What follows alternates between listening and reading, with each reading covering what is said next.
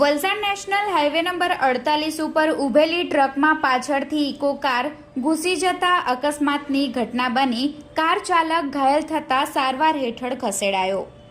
આજરોજ બપોર દરમિયાન વલસાડના નેશનલ હાઈવે નંબર 48 પાસે એક ગંભીર અકસ્માતની ઘટના બની હતી।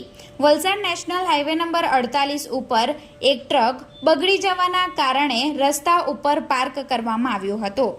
જો કે તે દરમિયાન પૂરપાટ ઝડપે આવી રહેલી ઇકો કારના ચાલકને આગળ ઉભેલી ટ્રક નજરે ન પડતા ટ્રકના પાછળના ભાગે કાર ઘૂસી જતા અકસ્માતની ઘટના બની હતી।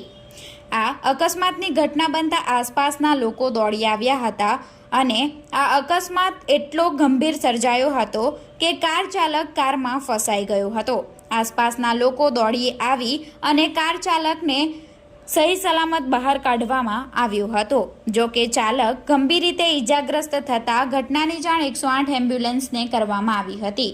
કોલ મળતા જ 108 એમ્બ્યુલન્સની ટીમ ઘટના સ્થળે પહોંચી તેને સારવાર હેઠળ હોસ્પિટલમાં ખસેડવામાં આવ્યો હતો। અકસ્માતના કારણે નેશનલ હાઈવે નંબર 48 પર ટ્રાફિક જામની સ્થિતિ સર્જાઈ હતી। રૂરલ પોલીસ ઘટના સ્થળે પહોંચી હતી અને આગળની કાયદેસરની કાર્યવાહી હાથ ધરી હતી।